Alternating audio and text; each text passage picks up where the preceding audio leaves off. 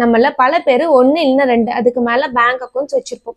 அதுல சிலது டிரான்சாக்ஷன் பண்ணாம அப்படியே மறந்து போயிருப்போம். நம்ம பேரண்ட்ஸ்ல யாராவது இறந்துருந்தாங்கன்னா அவங்களோட இன்சூரன்ஸ் பணம் இல்ல பேங்க் அக்கௌண்ட்ல இருக்கிற பணம் அல்லது மியூச்சுவல் ஃபண்ட் இது மாதிரி எதிராவது ஒரு பணம் அப்படின்னு கேப்பாரட்டு கிடக்கிற நம்ம மறந்து போய் கிளைம் பண்ணாம இருக்கிற பணம் மட்டுமே இந்தியால 1.4 லட்சம் கோடி இருக்குன்னு இந்தியன் கவர்மெண்ட் சொல்லியிருக்காங்க.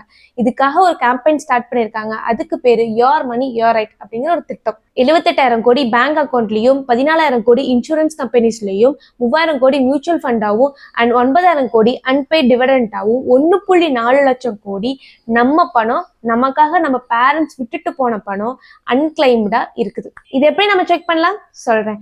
பேங்க் அக்கௌண்ட்டுக்கு RBI போர்ட்டலுக்கு போகணும், இன்சூரன்ஸ்க்கு IRDAI போர்ட்டலுக்கு போகணும், மியூச்சுவல் ஃபண்ட்க்கு SEBI போர்ட்டலுக்கு போகணும், இதே டிவிடெண்ட் அக்கௌண்ட்டுக்கு MCAக்கு போகணும். இது அபிஷியல் போர்ட்டல் 24/7 அவைலபிளா இருக்கும். நம்ம எப்ப வேணா செக் பண்ணிக்கலாம். இது எப்படி செக் பண்ண எங்களுக்கு தெரியாது அப்படிங்கிறவங்களுக்காகவே கிராமப்புறம் மற்றும் நகர்ப்புறம் ரெண்டுலயுமே கேம்ப் ரன் பண்றதா கவர்மெண்ட் சொல்லியிருக்காங்க. என் வீடியோ உங்களுக்கு பிடிச்சிருந்தா வீடியோக்கு லைக் பண்ணிட்டு சப்ஸ்கிரைப் பண்ணி எனக்கு சப்போர்ட் பண்ணுங்க. தேங்க்யூ.